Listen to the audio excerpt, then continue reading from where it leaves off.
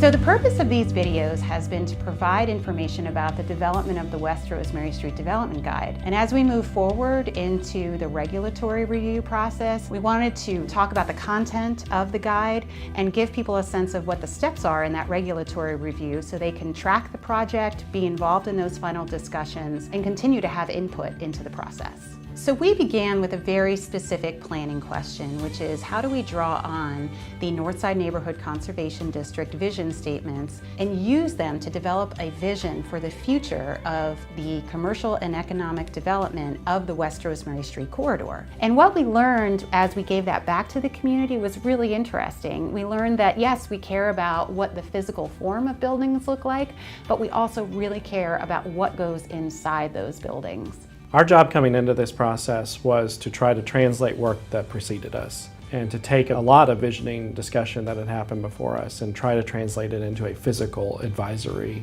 development guide. So that's been a real partnership between us, town staff, community organizations that are active, particularly in the West Rosemary Street corridor, and the community at large. The final development guide that's being considered now for adoption includes 6 chapters, basically. The first piece is a review of previous community-based planning that's been going on over the last several years. It then moves on to establish a development framework, which is the vision of the future that folks want to see in the corridor. The bulk of the development guide includes 30 objective standards that address issues of public space, like streets and parks, and private buildings. The remaining pieces are a focus on enunciating and formalizing programs and ideas for community benefits, and then laying out an implementation plan on the next steps should the development guide be implemented. Out of 6 implementation recommendations, 3 address issues of community benefits. That starts with knowing what cultural resources we are looking to document and enhance. It could carry on to a community benefits agreement that's recommended that would be a regulatory agreement that all new development would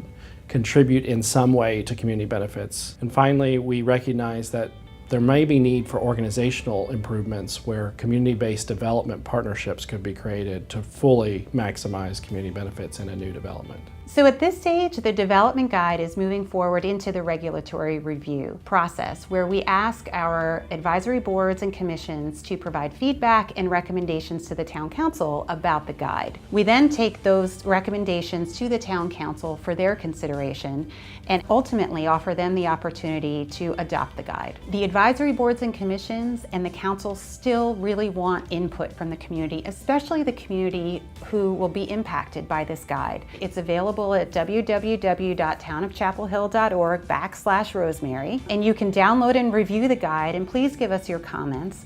You can also follow this project along through the rest of the regulatory process and come and give your comments in person or via email to mayor&council@townofchapelhill.org. Let us know what else needs to be added, what's missing. This is definitely still a time for the input of the community into making this the kind of guide that we need to drive the direction of the future of this corridor.